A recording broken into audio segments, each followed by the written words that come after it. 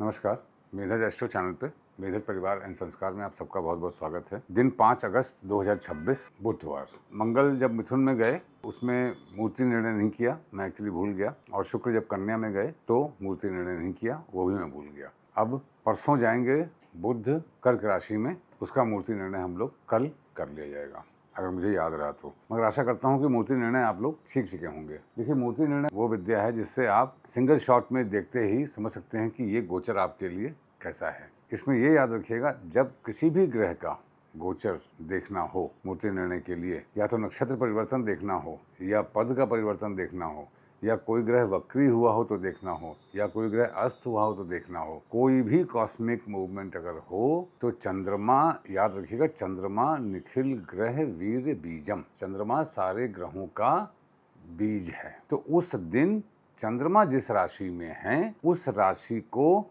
आपकी चंद्रमा की राशि से गिनना है। अगर मान लीजिए आज मंगल का शिफ्ट है, चंद्रमा जिस राशि में है वो है ए, मान लीजिए वो है तुला, और आपकी जन्म राशि है मीन, तो मीन से तुला 8वां हुआ। तो अगर जन्मस्थ चंद्रमा से गोचर के दिन का चंद्रमा जिस राशि में हो, यदि वो 1, 6, 11 भाव में हो तो स्वर्णपात से गोचर होता है, 2, 5, 9 से हो तो रजतपात से होता है, 3, 7, 10 से हो तो ताम्रपात से होता है, 4, 8, 12 से हो तो लौहपात से होता है। स्वर्णपात का गोचर राजयोग और धन योग दोनों देता है। रजतपात का गोचर सिर्फ धन लाभ देता है। ताम्रपात का गोचर संघर्ष के बाद सफलता देता है। लौहपात का गोचर अत्यधिक संघर्ष देता है और सफलता गोचर के बाद मिले तो मिले।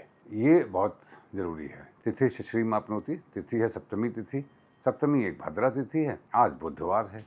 भद्रा का स्वभाव बुध की तरह होता है और बुधवार का दिन है, तो सिद्ध योग बन गया। सप्तमी तिथि का पाक ग्रह भी शनि है और भोग्य ग्रह भी शनि है। शनिदेव वर्तमान में रेवती नक्षत्र में है। रेवती दिशा दिखाने का नक्षत्र है। तो आज के दिन आप जीवन में दिशा प्राप्त करेंगे या दिशा देंगे लोगों को, ये आपके स्वभाव और ऑप्शन के ऊपर डिपेंड करता है। सप्तमी तिथि के भगवान सूर्य भी होते हैं देवता, जैसे षष्ठी के कार्तिकेय हैं, प्रथमा के इंद्र हैं, द्वितीया के ब्रह्मा जी हैं, वैसे ही सप्तमी के भगवान सूर्य होते हैं। सूर्यदेव अश्लेषा में आ चुके हैं। अश्लेषा एक गंडांत नक्षत्र है, मगर गंडांत में आखिरी पद डेंजरस होता है, पहले 3 पद डेंजरस नहीं होते हैं। गंडांत बेसिकली क्या है? जब प्लैनेट जल तत्व की राशि से अग्नि तत्व में जाए, आप एकदम से पानी से निकलिए और गर्म जगह चले जाइए तो क्या होगा? वही प्लैनेट का भी हाल होता है। Planet becomes uncomfortable. अब उसका जो अनकंफर्टेबल स्टेज है वो स्वभाव के अनुसार हैंडल करना होता है। वारात आयुष्यवर्धनम, वार है बुधवार। अब हम लोग देखते हैं कि बुधवार के दिन कौन कौन सा नक्षत्र क्या क्या योग बनाता है, सर्वार सिद्धि बनाता है। तो रोहिणी, अनुराधा, हस्त, कृतिका, मृगशिरा, ये सर्वार सिद्धि योग बनाते हैं। इनमें से अनुराधा में कुछ नहीं है, रोहिणी में नहीं है, हस्त में नहीं है, कृतिका में, मृगशिरा में है मंगल। तो आज के दिन मंगल सर्वार सिद्धि योग बना रहे हैं। रेवती उत्पात, अश्विनी मृत्यु, भरणी काण। रेवती में शनिदेव है। वाह वाह वाह। शनिदेव उत्पात कर रहे हैं और मंगल देव सर्वार सिद्धि योग बना रहे हैं। शनिदेव उत्पात कर रहे हैं मतलब स्ट्रेटजी डिस्टर्ब हो रही है और एक्शन आपका हैप्पीनेस दे रहा है। तो इसका मतलब क्या है? आज के दिन नई स्ट्रेटजी मत बनाइए, पुरानी स्ट्रेटजी पे ही एक्शन पे फोकस कीजिए तो उसका फल मिलेगा। इस तरीके से पंचांग को अपने जीवन में समाहित किया जाता है। नक्षत्रार्थ हरते पापम, नक्षत्र है अश्विनी नक्षत्र। अश्विनी और शतभिषा हीलिंग के लिए बहुत अच्छे नक्षत्र हैं।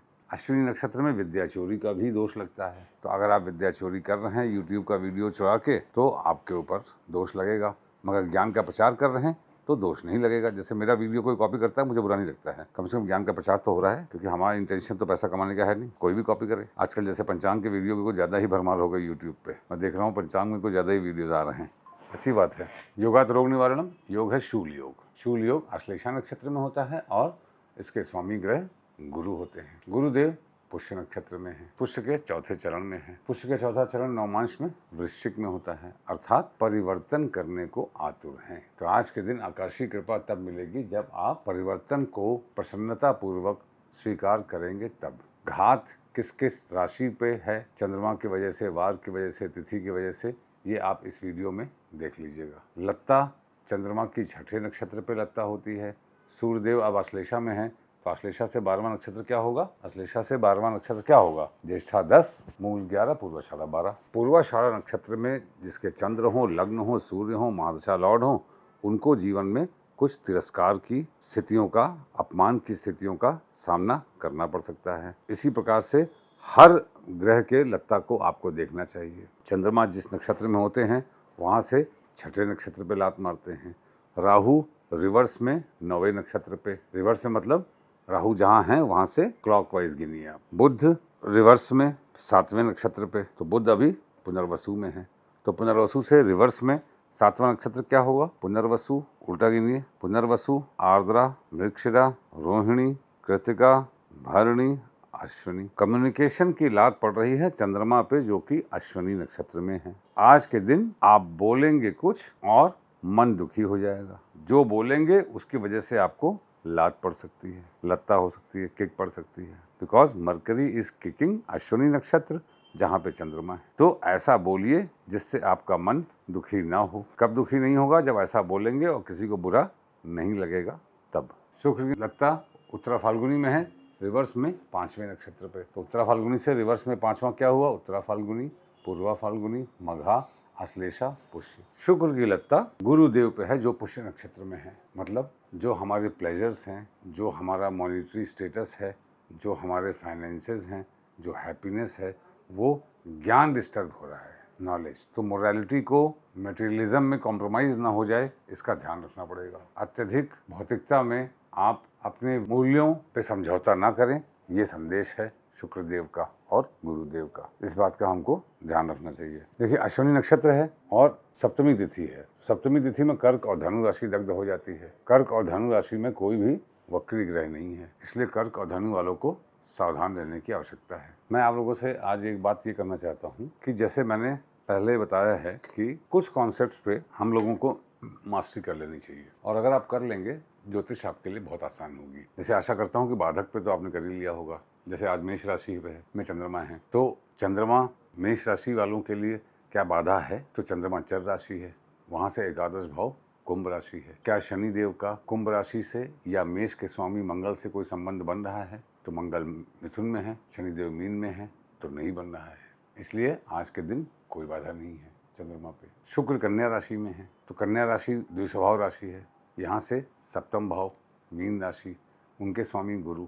तो क्या गुरुदेव का कन्या राशि से या बुध से कोई संबंध बन रहा है? यस, बन रहा है। परसों बनेगा, आज तो नहीं बन रहा है, इसलिए कोई बाधा नहीं है। अब बुध कर्क राशि में है, कर्क राशि चर राशि है, यहाँ से एकादश भाव वृषभ राशि है, वृषभ के स्वामी शुक्र।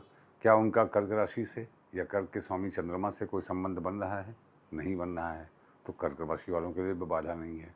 इस प्रकार से बाधक का विचार बहुत जरूरी है। बाधक ग्रह अनेक राजयोगों में एकदम से बहुत बड़ा अवरोध लाने में सक्षम है। अब हम लोग उसकी बात करते हैं जो 2 घटी मुहूर्त है। 2 घटी मुहूर्त मेरे अपने ज्योतिष के कार्यकाल में जितना मैंने सालों में समझा है, ये सबसे बड़ा वरदान है। जैसे भगवान कृष्ण ने रेवती नक्षत्र में यात्रा शुरू की थी, निकले थे वो हस्तिनापुर के लिए, तो रेवती तो पंचक नक्षत्र है, पंचक नक्षत्र में यात्रा लोग बोलते हैं खराब है, मगर 2 घटी मुहूर्त को और माइन्यूटली आपको ऑब्जर्व करना चाहिए यात्रा विचार में। किसी भी कार्यों के लिए 2 घटी मुहूर्त ही वरदान है, और इसको भी आप चाहे रो के चाहे जैसे भी आपको याद कर लेना चाहिए। जैसे 27 नक्षत्रों के नाम याद हैं आपको, जैसे 12 राशियां याद हैं, वैसे ही 2 घटी मुहूर्त भी सूर्योदय से सूर्यास्त तक 15 और सूर्यास्त से सूर्योदय तक 15। सूर्योदय से सूर्यास्त के बीच का समय डिवाइडेड बाई 15, तो 15 मुहूर्त हो गए। एक समय करीब 48 मिनट या 40 मिनट का होता है एक मुहूर्त, 2 घटी मुहूर्त बोलते हैं। 1 घटी 24 मिनट का, 2 घटी का 1 मुहूर्त। अब आप इसको समझने की कोशिश कीजिए। देखिए, हर एक नक्षत्र एक न एक देवता से रिलेटेड है। 2 घटी मुहूर्त ऑब्जर्व करने की विद्या है, आपको ऑब्जर्व करना पड़ेगा कुछ समय तक। जैसे सूर्योदय हुआ, जैसे मुझे तो याद ही है क्योंकि मैं इसको ऑब्जर्व करता रहता हूँ। सूर्योदय से पहला मुहूर्त 48 मिनट का या 40 मिनट का, आर्द्रा नक्षत्र। इसके देवता कौन से हैं? रुद्र भगवान, भगवान शिव। भगवान शिव क्या है? रौद्र रूप में है। रुद्र नाम क्यों है? सृष्टि के कल्याण के लिए वो रोते हैं और ट्रांसफॉर्मेशन लाते हैं। आर्द्रा क्या है? भगवान शिव के आंसू हैं, परिवर्तन के लिए हैं। तो सूर्योदय के बाद पहला जो मुहूर्त है वो परिवर्तन का है, मतलब रात के बाद नए दिन की शुरुआत आप परिवर्तन से कीजिए करुणा के साथ कीजिए। रुद्र मतलब करुणा के साथ कीजिए। और करुणा में क्या है? तपस्या कीजिए, बुरी चीजों का अंत कीजिए, जो कठिनाइयां हैं उनको समाप्त करके आगे बढ़िए। दूसरा मुहूर्त क्या होता है? मैं पहले एक सीक्वेंस बता दूं। आर्द्रा, अश्लेषा, अनुराधा, मघा, धनिष्ठा, पूर्वाषाढ़ा, उत्तराषाढ़ा, अभिजीत, रोहिणी, ज्येष्ठा, विशाखा, मूल, शतभिषा, उत्तरा फाल्गुनी, पूर्वा फाल्गुनी। हो गए 15। उसके बाद फिर आर्द्रा, फिर पूर्वा भाद्रपद से लेके आ जाइए आप सीधा सीधा पुष्य तक। पूर्वा भाद्रपद, उत्तरा भाद्रपद, रेवती, अश्विनी, भरणी, कृतिका, रोहिणी, मृगशिरा। आर्द्रा तो हो ही गया, सूर्यास्त के बाद छोड़ दीजिए। फिर पुनर्वसु, पुष्य, श्रवण, फिर तो अपना श्रवण के बाद हस्त, फिर ब्रह्म मुहूर्त का चित्रा और फिर स्वाति। अब इनके देवता कौन से हैं? जो नक्षत्रों के देवता हैं। अश्लेषा के देवता नाग हैं, नाग देवता। हिडन, मिस्ट्री, सांप पानी के अंदर रहते हैं ना, ऊपर में तो नहीं रहते हैं। और सांप क्या? केचुली बदलते हैं। तो सूर्योदय के बाद दूसरा जो 2 घटी मुहूर्त है वो अश्लेषा नक्षत्र का है, नाग देवता का है। मतलब केचुली बदलिए और नई शुरुआत करिए, जीवन के रहस्यों से उजागर होइए। फिर अनुराधा, मित्र देवता। मित्र देवता मित्रता, हार्मोनी, डिसिप्लिन में रहिए, यारों दोस्तों को फोन करिए, बातचीत करिए, घर में मित्रता का व्यवहार रखिए, आगे बढ़िए। फिर क्या है? चौथा मघा। मघा के हमारे पितृ हैं, अपने पितरों का ध्यान कीजिए, कार्य क्षेत्र में निकलिए। फिर धनिष्ठा। धनिष्ठा क्या है? अष्ट वसु, अष्टलक्ष्मी। वसु मतलब संपदा, तो पैसा कमाने के लिए, संपदा के लिए घर से बाहर निकलिए। तो ये हो गया अष्टवसु धनिष्ठा। फिर पूर्वाषाढ़ा। पूर्वाषाढ़ा मतलब वर्क प्लेस से पहुंचे, जेंटलमैन बनिए, कोट टाई लगा के, अच्छे से वेल ड्रेस होके। पूर्वाषाढ़ा इज जेंटल, जेंटल होकर रहिए। प्रिपरेशन ऑफ वॉर, युद्ध की तैयारी कीजिए। फिर उत्तराषाढ़ा। उत्तराषाढ़ा के कौन है? तो अष्टवसु हो गए। उसके बाद उत्तराषाढ़ा। उत्तराषाढ़ा में आपको फाइनल विक्ट्री प्राप्त होती है। उसके बाद अभिजीत मुहूर्त आ गया। अभिजीत मुहूर्त स्वयं भगवान कृष्ण है। उसके बाद रोहिणी नक्षत्र। रोहिणी क्या है? ब्रह्मा जी हैं, क्रिएशन का है, कुछ क्रिएट करिए। उसके बाद ज्येष्ठा, बड़े होने का परिचय दीजिए। फिर विशाखा। विशाखा में स्पेशल ब्रांचेस, विशेष नॉलेज, वाया वाया काम कराना। फिर 3 बजे के आसपास मूल नक्षत्र, नैऋति देवी। फिर शतभिषा, हीलिंग। फिर उत्तरा फाल्गुनी और फिर Purva Phalguni. Uttara Phalguni contract and closure, फिर पूर्वा फाल्गुनी एंजॉयमेंट, ऑफिस में काम खत्म, घर की तरफ बढ़ रहे हैं आप। उसके बाद फिर से ट्रांसफॉर्मेशन, आर्द्रा। इस प्रकार से ये 2 घटी मुहूर्त को आप ऑब्जर्व करिए विद रिस्पेक्ट टू आपकी अपनी कुंडली में कौन सा ग्रह किस 2 घटी मुहूर्त में या किस नक्षत्र में प्लेस्ड है। मैंने सबसे ज्यादा अगर सीखा है ज्योतिष में नक्षत्रों को, तो जितना बुक्स में पढ़ा और उनको 2 घटी मुहूर्त को ऑब्जर्व करके ही सीखा है। इससे आपको 6 महीने अगर आपने 2 घटी मुहूर्त को ऑब्जर्व किया तो आपको सारे नक्षत्रों का कारकत्व का इतना अच्छा ज्ञान कभी नहीं हुआ होगा जितना इससे हो जाएगा। इस चीज़ को समझते हुए आगे बढ़िए। फिर हम लोग rest, will talk in the next video. Thank you very much.